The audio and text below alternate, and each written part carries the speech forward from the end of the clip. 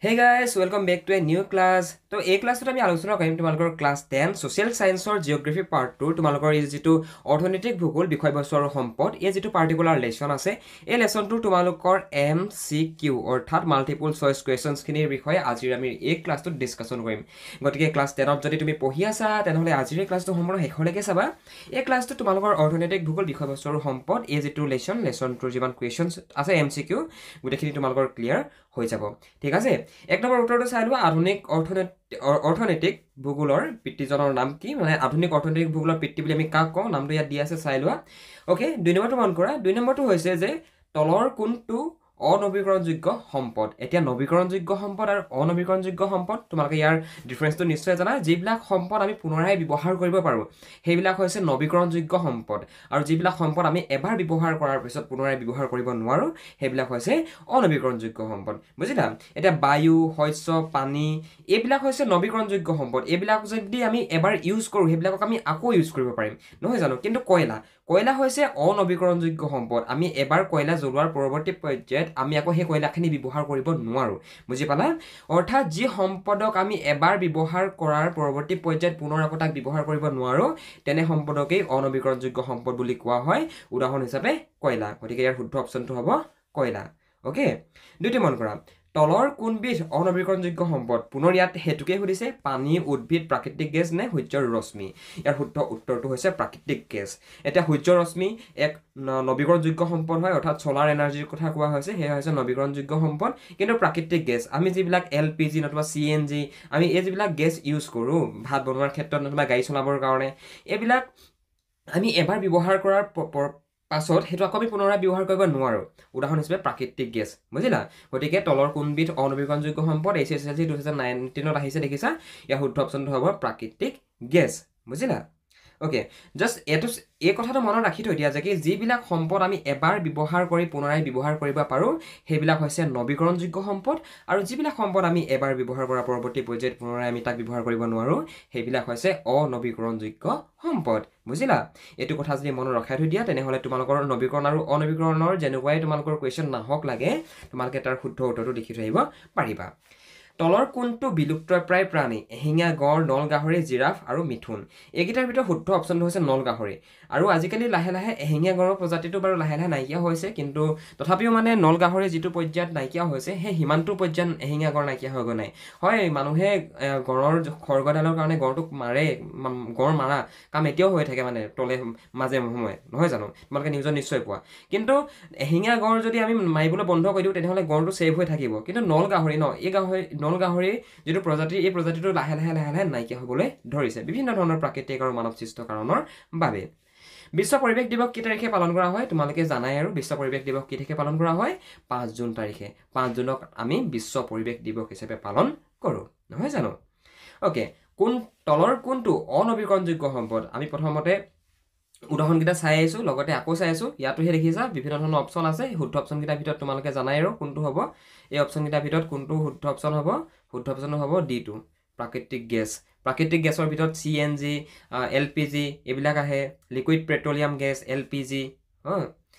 নেক্সটটো মন কৰা নেক্সটটো হৈছে তলৰ কোনটো মানৱ সৃষ্ট সম্পদ এতিয়া মানৱ সৃষ্ট সম্পদ মানে কি যিবিলাক সম্পদক মানুহে নিজে সৃষ্টি কৰে যিবিলাক বস্তুক মানুহে নিজে সৃষ্টি কৰি নিজৰ ব্যৱহাৰ উপযোগী কৰি লয় সেইবিলাকে হৈছে মানৱ সৃষ্ট সম্পদ অৰণ্য কি মানুহে সৃষ্টি কৰে নেকি নহয় অৰণ্য নিজে সৃষ্টি হয় অৰণ্যখনক প্ৰকৃতিয়ে সৃষ্টি কৰে গতিকে অৰণ্যটো নহ'ব নদ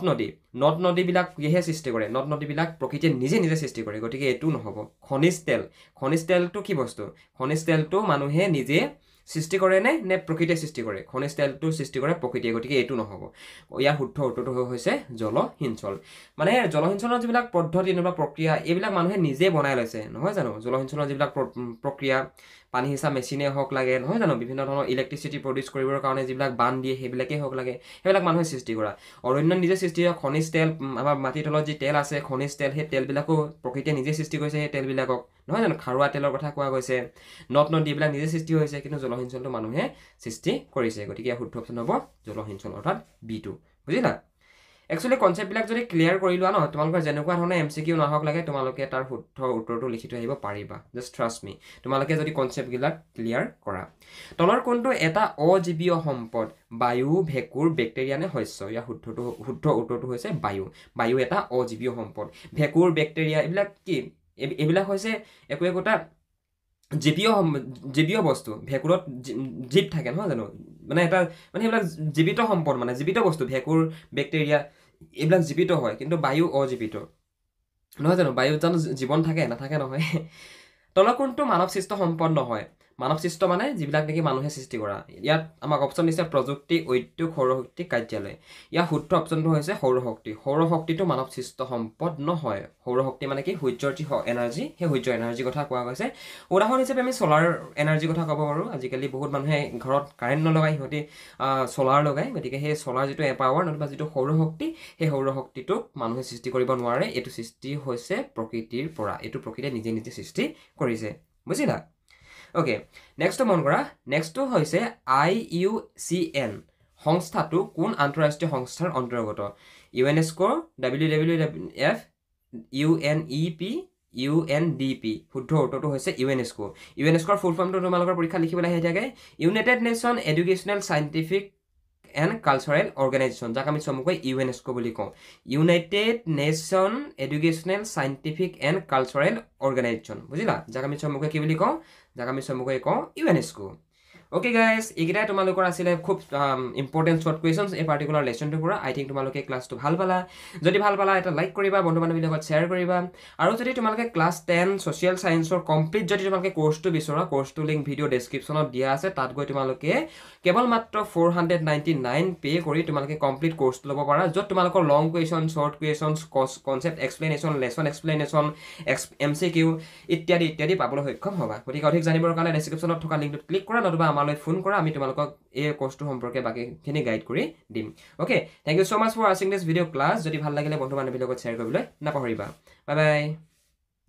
তুমি যদি মেট্ৰিক পৰীক্ষাৰ কাৰণে প্ৰিপাৰেচন চলাই আছা আৰু যদি তুমি ইংৰাজী বিষয়টোত এতিয়াও দুৰ্বল হৈ আছা তেনেহলে আমাৰ থ্ৰুদি তোমালোকে পঢ়িব পাৰা আমি তোমালোকক মেট্ৰিক পৰীক্ষাত ইংৰাজী